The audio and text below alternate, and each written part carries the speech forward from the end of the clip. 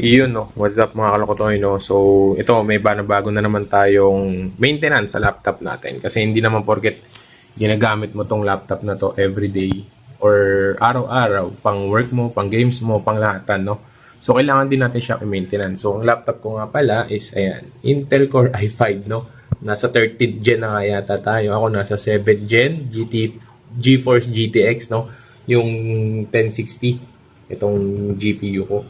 So, matagal na to sa aking laptop na to. So, nag-upgrade na rin ako ng SSD from HDD, no? So, ang binili kong brand is, ayan, PNY, Solid State Drive. So, nabili ko to sa EasyPC, sa Shopee. Ito yung PNY na nabili ko. Ayan, bakit ito binili ko? Kasi madami na nagsasabi na maganda to.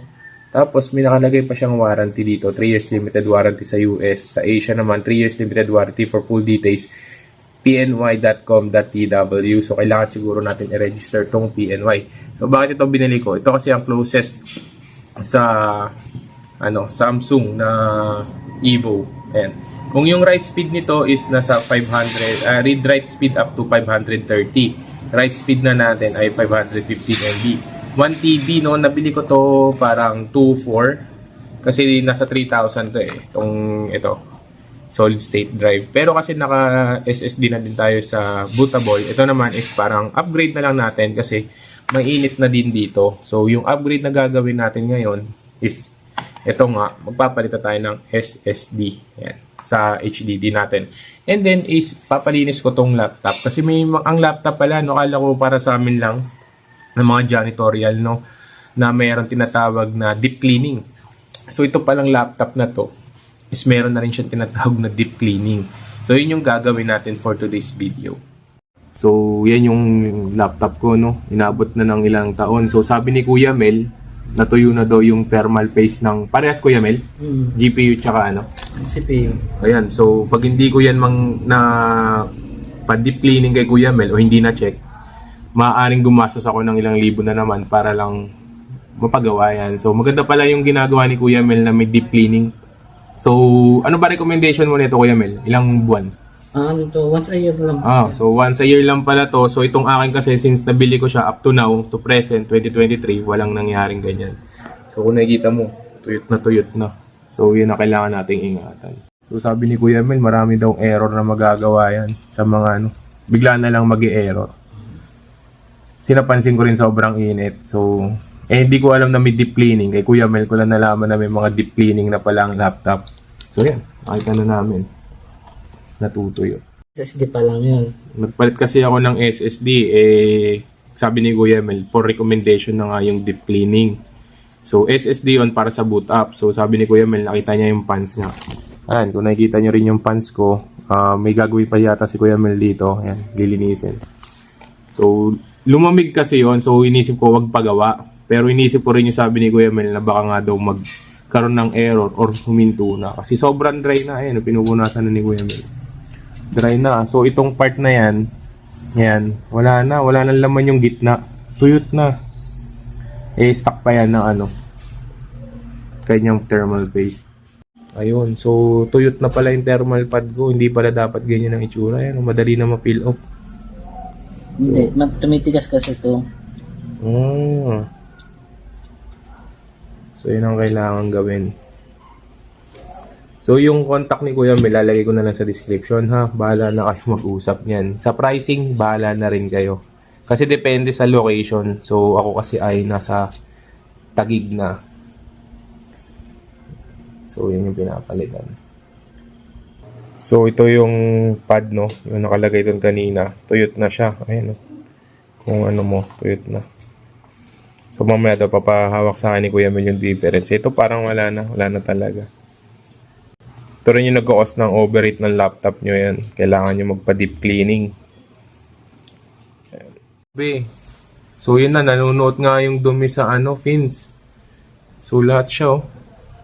Kaya yung hangin na nakakukuha ng exhaust mo, sobrang init. Kasi hindi siya flowing. Hindi na siya. Grabe to. Ang kapal dito, oh.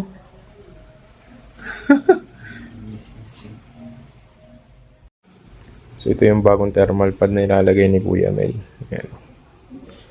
Dumidikit pa. Yung kanina kasi wala na. So, wala na siyang sense. So, naglalagay na rin si kuya ng mga thermal pads. So, kung ano yung kinabit, yun din ang lalagyan.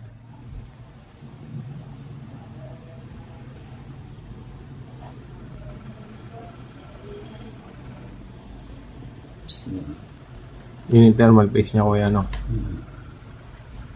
So, tapos na si kuya maglagay ng thermal paste at thermal pad. Balik na lang mga fans. So, kaya dapat trusted yung gagawa nyo, ha? Kasi may sinasabi si Kuya Mel. So, hindi ko nasasabihin yun, baka matakot kayo. Pero, ito naman kay Kuya Mel. Mabilis, gumana. Yun lang, nagkaroon kami ng trouble sa RAM ko kasi yung gantong unit ko pala is, bawal pagpalitin yung mga RAM. So, kung ano yung nakasanayan, as is where is. So, yan na. Gumagana na yung pan. Kaya huwag kayong matatakot. Kasi okay naman din kay Kuya Mel. Mabilis naman siya gumawa. Yan, tumunog na. So, ito na yung laptop natin ngayon for how many years. Ngayon lang siya na linisan. So, yung mga thermal pad, di nyo na makikita kasi nasa ilalim na siya. So, yan, smooth na yung pan. Kasi tsaka nawala na yung bundok ng balahibo rito. Ayan, yung mga alikabok wala na. So, kailangan pala yearly ka nagpapa-deep cleaning. So, may mga ibang price difference talaga sa ganitong unit. Kasi may sinabi si Kuya, maganda kayo na lang mag-usap. Kasi nagbavari yung price niya sa depending ng inyong laptop. Dapat pala dalawa sa loob, isa sa labas. So, ayan. Tapos na si Kuya Mel, no? So, mabilis lang gawin ni Kuya kasi kabisado niya na yung mga tornilyo. Hindi naman nagkulang. Hindi naman din sumobra. So, okay na. PNY na nilagay ko. Kasi siya din na nag-recommend sa akin na yan ang gamitin. Kasi nga, mabilis. Tsaka budget friendly.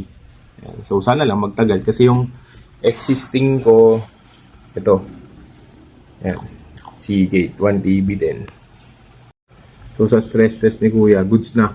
So, pag dito Kuya may initial, makikita mo na kung may error. May error na agad yan. Pagdating sa memory, Ayan, wala. So, wala naman. lapas siya. Pass naman si... Sa CPU mo, wala naman stress. Saka makikita mo yan dito sa logs. Ilang siya. Ayan na. Tapos, battery, okay naman. 86%. Tama, 87. Dito, makikita mo din kung may problema yung battery mo. Yan, pwede mo na ulit to testing ito. Okay. Goods na yun. Salamat Kuya Mel. Tapos na agad. A few moments later. Ayan na, no? So, nakabit na ni Kuya Mel yung ating bagong PNY na SSD. So, yun yung upgrade natin. So, actually, dati, pag hinawakan mo dito sa part na to, ayan, dito, hindi mo siya mahawakan ng matagal. Sobrang init. Ngayon, tolerable na yung init. Ayan, tolerable. So, bakit ganyan yung fan? Kahit naka number 3 na kasi yung fan, cooler fan ko ng laptop. Pero, hindi na siya ganun ka sobrang init. Unlike before na hindi pa na-deep cleaning, sobrang niyang init. So, ayun yung ginagawa ko ngayon. FPS ko ngayon dito sa game ng Forza Horizon 5 is naglalaro lang siya ng 81 degrees. Unlike before, 82 degrees naman din. Ganyan din naman siya. Yun nga lang, when it comes to laptop na physical laptop mo, sobrang init niya. So, ayan siya. So, wala namang problema as of now. Ayan yung ginagawa ko ngayon, no. Tinetest out ko lang yung ayan, patay natin yung sounds, no. Tinetest out ko lang siya. Tapos yung GPU din natin, kung makikita nyo, 81 degrees, CPU is 84. Dati niya nagna 95 yan, pero may ginawa ako, yan, para maging 84 lang siya kasi kung 95 sobrang init. Pero yung FPS natin naging 90, ayan. Tapos naka-max out to lahat ng settings niya sa game, no. So para sa akin, sa ganitong laptop mo na, yung laptop mo na medyo may edad na, kagaya na sa akin, nasa i5, no, 7th gen pa yan, is kailangan mo na siyang i-maintenance, no. So ano bang i-maintenance mo? Deep cleaning, SSD, RAM, yun lang naman na pwede mong palitan dyan. After that, wala ka nang ipapalit dyan. Recommended deep cleaning mo daw is every once a year. So mura lang naman siya, considering na baka mamaya masira yung laptop mo. dahil nga hindi ka nagpa-deep cleaning kasi bumabara po yung mga alikabok sa fins ng fan mo and then dun sa mga heat pipes ng yung laptop, no? So iba-iba ang pricing ni Kuya Mel, kayo na lang mag-chat sa kanya kasi iba yung iba yung condition ng ganito na hindi liquid cooled. So yun lang, pag liquid cooled medyo a little bit pricey na siya unlike dito na walang liquid cooled. Okay, so para sa akin satisfy ako kasi hindi na siya sobrang init nito. Ayan, kasi dito hindi mo to mamawakan nun. Ayan. So para sa akin sulit. Tapos sa game performance, wala akong mas bumilis lang mag-boot up nung PNY na ako unlike nung Barracuda na Seagate. Ako kung Barracuda Seagate, medyo matagal siya mag-loading. So nung PNY na, sulit naman, pati yung Kingston, sulit naman. Yun lang hopefully na magtagal. So yung RAM natin is 10 gig ang gamit, no? Which is my RAM capacity is nasa 24. Kasi wala ka na mapapalitan. Ayan. So, ayan, okay naman siya. Ayan, walang stuttering, walang lag, wala lahat. So, yun na yun. Sulit na sulit. Yun lang. So, kailangan nyo itong gawin every once a year, ang deep cleaning. Yun lang, salamat.